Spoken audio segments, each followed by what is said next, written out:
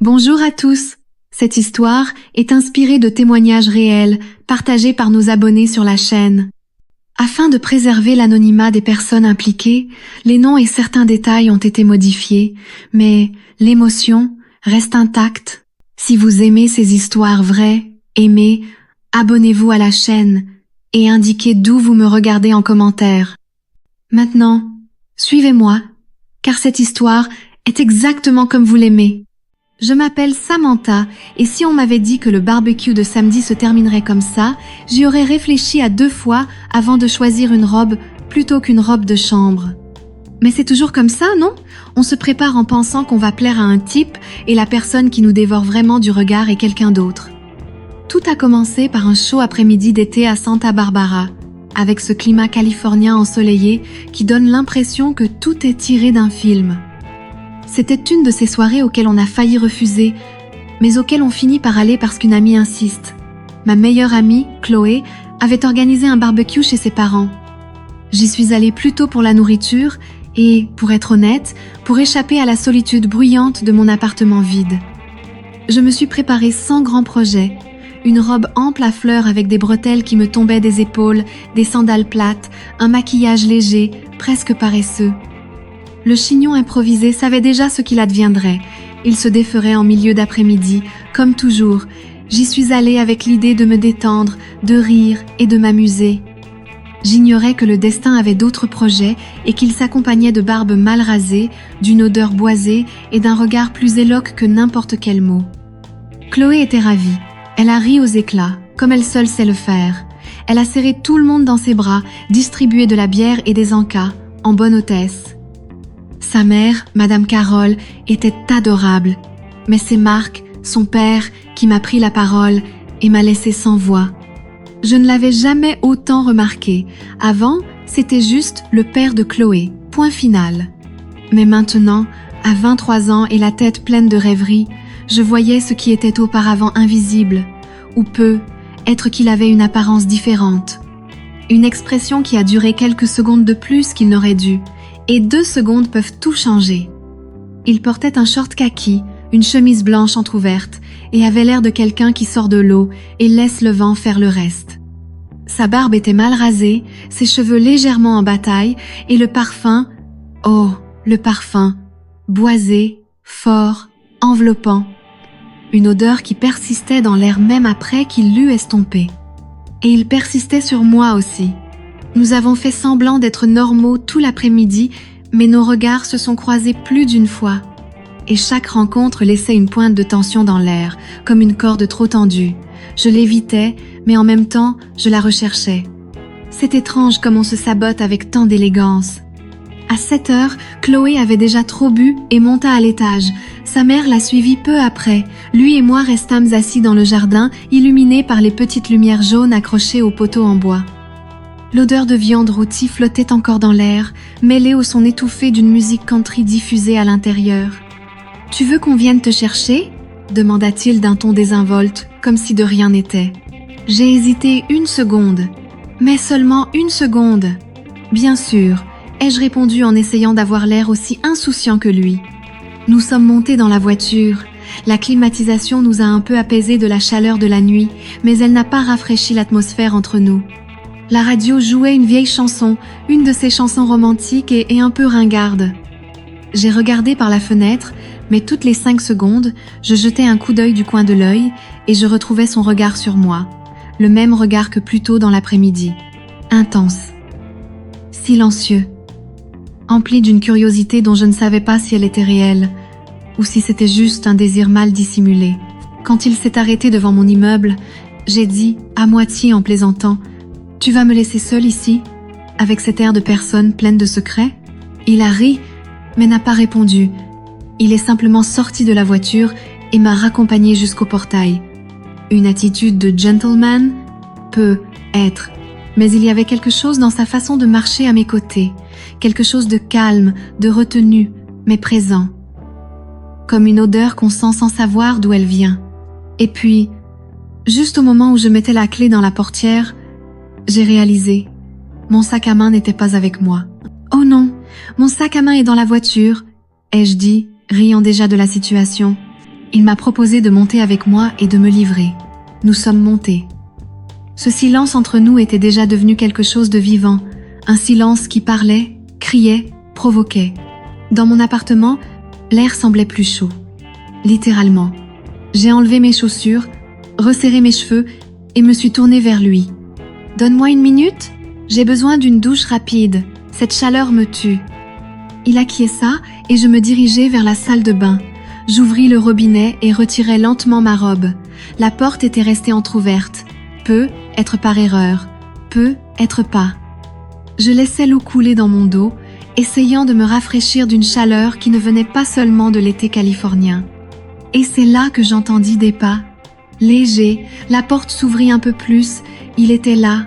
« Tu as oublié la serviette », dit-il en tendant le tissu blanc vers la brume chaude qui sortait de la douche.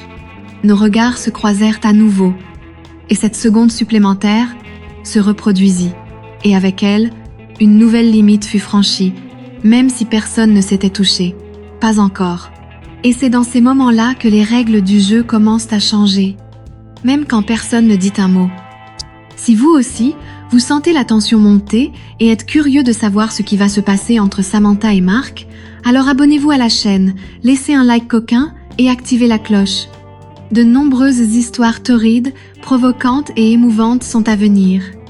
Alors, d'où regardez-vous? Dites-le moi dans les commentaires. Il se tenait là, à regarder mes photos comme si chacune d'elles cachait un secret.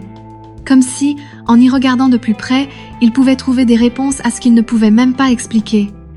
Je m'approchais lentement, toujours la serviette enroulée autour de mon corps, sentant la chaleur me monter au visage. Ce n'était pas de la gêne, c'était autre chose. Quelque chose qui me serrait l'estomac et me faisait palpiter la poitrine. « Tu veux voir une vidéo de Chloé ivre à la fête ? C'est hilarant, dis-je, essayant de ramener l'ambiance à un niveau plus sûr. Ou peu, être faisait juste semblant de savoir où se trouvait cette zone. Il eut un sourire en coin, ce sourire qui s'accompagne d'un soupir.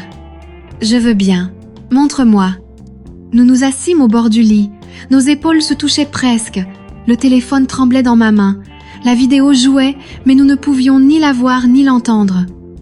Tout autour de nous semblait silencieux, flou, lointain. C'était comme si nous n'étions que tous les deux dans cette pièce. Et les autres étaient restés dehors. Je pouvais le sentir. Woody, familier, chaleureux. Son bras effleura le mien et un frisson me parcourut l'échine comme un secret murmuré. Marc tourna la tête. Il me fixa. Son regard était profond, comme quelqu'un cherchant son équilibre au milieu d'un ouragan. Un regard qui demandait la permission, mais qui offrait aussi un danger. Je ne détournai pas le regard. Sa respiration ralentit. « Ça ne devrait pas arriver », dit-il d'une voix plus basse qu'une pensée. « Mais si, dis-je, non pas par provocation, comme un fait. » Il prit une profonde inspiration. Sa main, posée sur le matelas, bougea de quelques millimètres jusqu'à toucher la mienne. C'était subtil, mais le contact piqua. Ça ne fit pas mal. Ça brûla, comme si ce contact embrasait tout ce que nous essayions d'éteindre. « Tu es si différente de ce que j'imaginais », dit-il en me regardant toujours. « Je ne sais pas si c'est à cause de ton apparence ou de ta façon de te taire. Parfois, le silence est plus éloquent que ta bouche, » répondis-je. Et le nôtre, à cet instant, en dit long. Le téléphone portable glissa de mes genoux et tomba sur le tapis. Aucun de nous deux ne fit un geste pour le ramasser. Nous restâmes là, immobiles, comme si le moindre geste pouvait déclencher une erreur ou une réussite. Marc passa nerveusement la main dans ses cheveux. Il rit doucement, sans humour. « Tu n'as aucune idée de ce que tu me fais, » murmura-t-il. « Oui, je le veux, » répondis-je sans m'enfuir. Et pendant une seconde, une seule, il se pencha. Nos visages se rapprochèrent. Millimètres. Souffle contre souffle. Le moment idéal pour un baiser. Mais il se figea. Sa main se posa sur mon visage, mais s'arrêta à mi-chemin. Non, si je t'embrasse maintenant, je ne m'arrêterai pas. Et qui a dit que je voulais que tu arrêtes ? Ma voix était plus faible que je ne le pensais, mais vrai. Il ferma les yeux. Il se battait contre lui-même, avec ce qu'il ressentait, avec ce qu'il savait qu'il ne devait pas.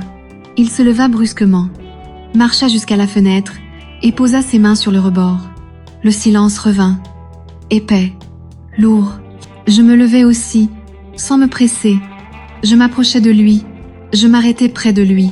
Nous restâmes là, côte à côte, à regarder la ville dehors, mais à ne voir que l'intérieur. « Tu n'es pas une fille, n'est-ce pas ?»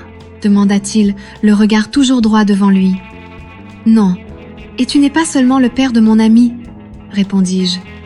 Il me fixa, avec douleur, avec désir, avec tout ce qu'il y avait de mêlé. « Si je te touche, ce ne sera pas seulement aujourd'hui. » Cette phrase flottait dans l'air, comme une promesse et une menace à la fois. « Alors touche-moi » murmurai-je. Il hésita. Sa main tremblait. Mais finalement, comme s'il avait cédé à quelque chose de plus grand, il caressa mon visage de ses doigts. Il descendit jusqu'à mon cou. Il caressa mon épaule et de nouveau, le frisson. Il me serra lentement dans ses bras, une longue étreinte, serrée. Le genre d'étreinte qui contient plus qu'un corps, elle contient des désirs, des secrets. Nous sommes restés comme ça trop longtemps, ou pas un instant du tout. Quand il se retira, ses yeux étaient humides, d'émotion, de peur, avec un désir contenu. Si ça continue, on ne reviendra pas. On aura peu, être même pas besoin de revenir. Il sourit tristement, puis il s'approcha, sa main sur ma taille, son visage si proche que nos nez se touchèrent. C'était le quasi-baiser le plus intense que j'ai jamais connu. Et c'est peu être pour ça qu'il s'arrêta. Un téléphone vibra, le sien. Il s'écarta, prit une grande inspiration, me regarda une dernière fois et partit. La porte se referma lentement. Et je restai là, au milieu de la pièce, le corps encore palpitant, le cœur battant la chamade et le goût de ce qui a failli se passer. Et maintenant, tu crois qu'il résistera jusqu'au bout, ou va-t-il céder à ce désir interdit? Commente ci-dessous ce que tu ferais à la place de Samantha ou de Marc. Et bien sûr, aime-moi et abonne-toi à la chaîne, car le chapitre 3 arrive avec un dénouement inimaginable. À bientôt pour le prochain épisode. Alors arrête, c'est tout ce que j'ai dit en le regardant dans les yeux. Mais Marc ne s'est pas arrêté. Il n'a même pas essayé. Il est resté, là, trop près. Il a passé sa main dans ses cheveux, puis s'est frotté les cuisses, comme s'il essayait de garder son équilibre face à un abîme. Et pourtant, chaque seconde de sa résistance était une corde qui se tendait encore plus fort entre nous. C'était le père de mon meilleur ami. Mais dans cette pièce, sous ce silence presque cruel, il n'était qu'un homme confronté à un choix qui le déchirait intérieurement. « Tu es très différent de ce que j'imaginais », a-t-il dit d'une voix basse et rauque, comme s'il avouait quelque chose qu'il n'aurait pas dû. J'ai croisé les jambes lentement, laissant la serviette glisser de mon épaule, juste assez pour dévoiler un peu de peau, sans que cela soit visible. « Et qu'est-ce que tu as imaginé ?» demandai-je en me penchant en avant, jusqu'à pouvoir sentir la chaleur de son corps sans avoir à le toucher. « Si seulement tu étais une petite idiote, l'amie de ma fille. » Mais maintenant, il ne termina pas. Il n'en avait pas besoin. La parole s'arrêta dans sa gorge, mais ses yeux exprimèrent ce qui manquait. Il s'approcha, lentement. Son front toucha le mien. Son nez effleura le mien. Et ses yeux? Oh, ses yeux se fermèrent comme s'il acceptait de tomber une fois pour toutes. Le baiser vint lentement. Pas comme quelqu'un qui le veut, mais comme quelqu'un qui ne peut plus faire semblant de ne pas le vouloir. C'était un baiser qui portait tout.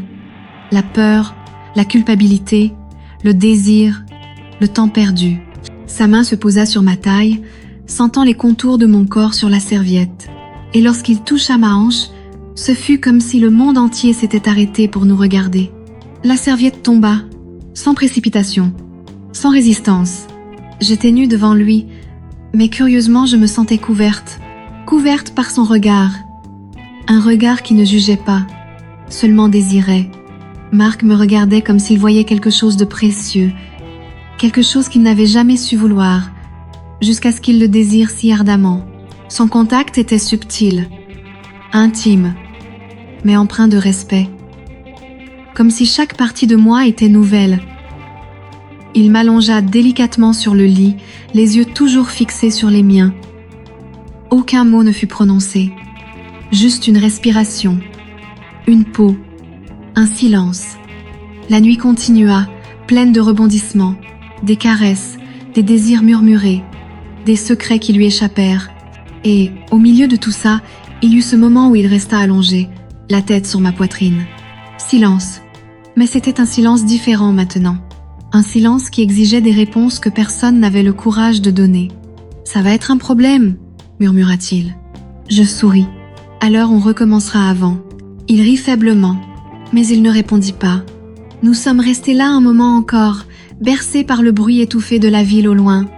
Et soudain, comme quelqu'un qui se réveille d'un bon rêve, il s'est levé et a commencé à s'habiller en silence. « Tu pars ?» ai-je demandé, même si je connaissais déjà la réponse. « Il faut que… » Sa voix était étranglée. « Demain, tout ça va redevenir compliqué, tu le sais. » J'ai hoché la tête. Mais aujourd'hui, ce n'était pas le cas. Il s'est agenouillé près du lit et m'a pris la main. Ce qui s'est passé ici, je m'en souviendrai à jamais. Mais si ça continue, je ne pourrai plus faire semblant, ni le cacher. Alors ne le cache pas, ai-je murmuré. Et ton amitié avec Chloé? Avec ta famille? On gâche tout. Il avait raison. Et je détestais chaque mot vrai qu'il disait. Et maintenant, demandai-je, retenant la question que j'avais vraiment envie de poser, vas-tu m'oublier? Il s'approcha lentement, il m'embrassa tendrement sur le front. Un baiser de quelqu'un qui ressent trop, mais qui choisit de ne pas continuer. Ce baiser était plus douloureux que n'importe quelle distance. « Tu es inoubliable », dit-il. Mais peu, être, c'est pour ça que je dois partir maintenant. Je fermais les yeux. Je le laissais partir.